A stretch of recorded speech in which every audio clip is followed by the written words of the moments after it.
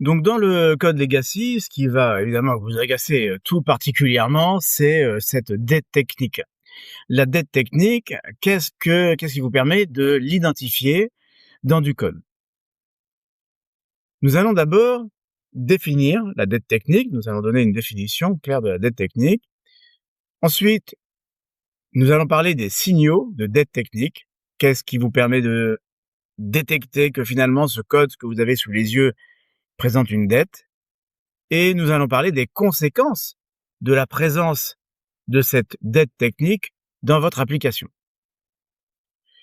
Tout d'abord, la définition de la dette technique.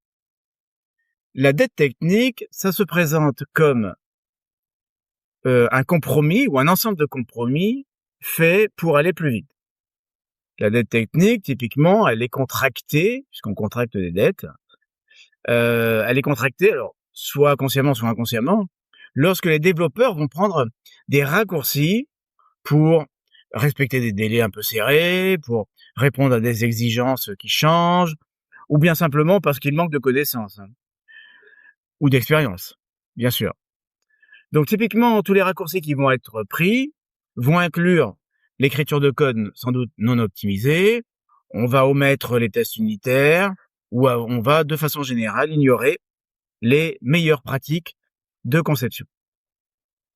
La dette peut être volontaire ou involontaire. Typiquement, c'est important de savoir dans quel cas on est. Typiquement, si c'est une dette volontaire, c'est qu'on a pris consciemment la décision de prendre un raccourci et on sait qu'il va y avoir des conséquences. Donc on peut, je sais pas, moi par exemple, choisir d'implémenter rapidement une fonctionnalité en utilisant une solution temporaire, mais ce qui va être caractéristique, c'est qu'on a l'intention de la refactoriser plus tard. Donc finalement, la dette volontaire, elle est acceptable si elle est gérée de manière, on va dire, un peu proactive, et si les coûts futurs sont bien compris et pris en compte. La dette involontaire, là, on est devant quelque chose d'embêtant. Typiquement, la dette involontaire résulte d'un manque de connaissances, d'expérience, de compréhension du projet. Donc typiquement, les développeurs vont introduire de la dette technique sans s'en rendre compte. Et donc, bien entendu, cette dette involontaire est totalement insidieuse puisque elle est très souvent difficile à détecter et à corriger. L'impact à long terme, évidemment, cette accumulation de dettes techniques va avoir un impact négatif sur la maintenabilité, ça c'est sûr, l'évolutivité, la fiabilité du logiciel. Et plus la dette technique est importante, plus il va être difficile et coûteux de modifier, d'améliorer et de corriger, bien entendu. Les signaux de dette technique. Qu'est-ce qui vous permet, en regardant votre code, ou en faisant analyser d'ailleurs votre code, ce qui sera évidemment particulièrement intéressant, qu'est-ce qui vous permet de détecter qu'on est sur un problème de dette?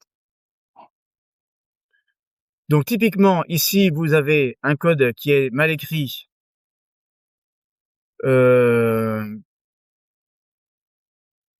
compromis à court terme, manque de connaissances, dépendance complexe, manque de tests. Bon, tout ça, c'est un signal, ça, le manque de tests. Il n'y a pas de test, en fait, sur votre application. Donc là, on peut avoir des doutes.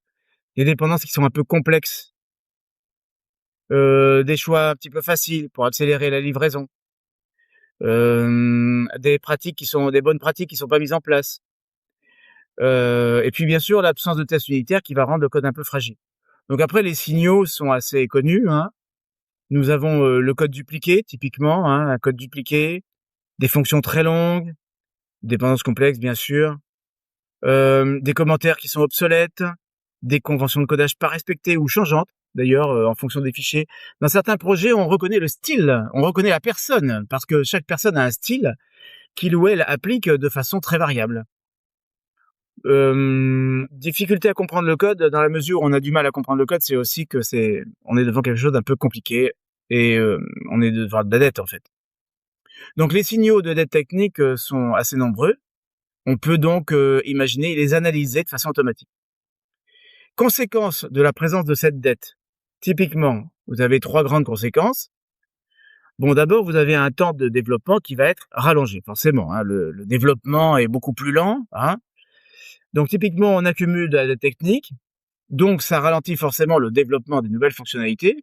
Bon, de la correction de bugs aussi d'ailleurs, hein. Il faut comprendre, il faut que le développeur arrive à comprendre le code, à résoudre les problèmes de compatibilité, à contourner les limitations, etc.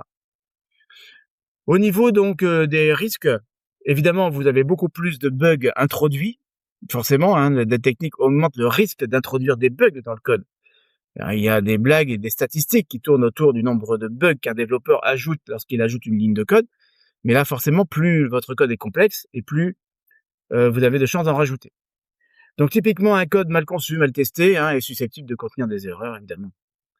Et puis, vous avez un autre aspect qu'il faudrait pas quand même prendre en compte, c'est la démotivation des équipes. Typiquement, une dette technique va avoir un impact négatif sur la motivation. Alors, la motivation est importante pour les équipes de développement. Donc, des développeurs un peu moins investis finalement dans le projet, hein, travailler sur un code de mauvaise qualité, difficile à comprendre, à maintenir, etc. On n'a pas envie de s'y mettre, quoi. Alors, on connaît même des projets où il est quasiment impossible de trouver des développeurs en interne qui acceptent de travailler sur l'application. Alors, nous allons démontrer et donner quelques idées sur l'identification de la dette technique. Donc,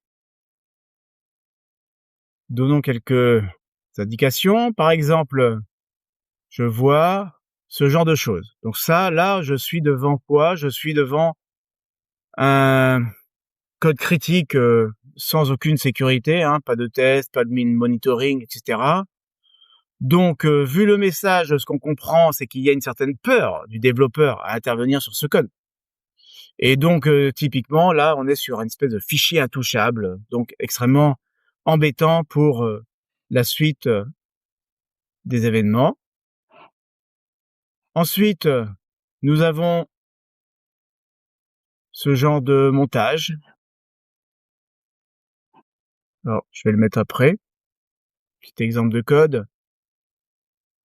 Donc là, on est sur de la duplication pas forcément justifiée, donc, hein. Donc ça c'est de l'introduction d'incohérences, des bugs difficiles. Bon, évidemment, un coût énorme dès qu'une règle change. Donc typiquement, vous avez en gros 3 boîtes identiques, hein, 3 codes identiques apparemment vu de l'extérieur. Et donc finalement, vous avez 3 sources de confiance, quoi. Donc évidemment, vous ne savez pas vers quoi vous tourner. Nous avons après un autre exemple de code, ce genre de montage. Alors, clairement, en fait, on est sur une complexité cyclomatique, comme on dit, qui est très élevée, quasiment donc impossible à tester correctement. Et puis, on a l'impression de patch sur patch, etc. Donc, évidemment, si vous avez un outil pour analyser ce genre de montage et qu'il vous dit que la fonction fait plus de 200 lignes, qu'il y a 15 niveaux de if, 12 conditions testées, etc., etc. Là, typiquement, vous êtes sur ce qu'on appelle de la dette technique. Nous avons ensuite des choses qui peuvent transparaître sous forme de commentaires, comme ceci. Donc là, on est sur une espèce de to-do qui n'a jamais été corrigé, en fait, hein.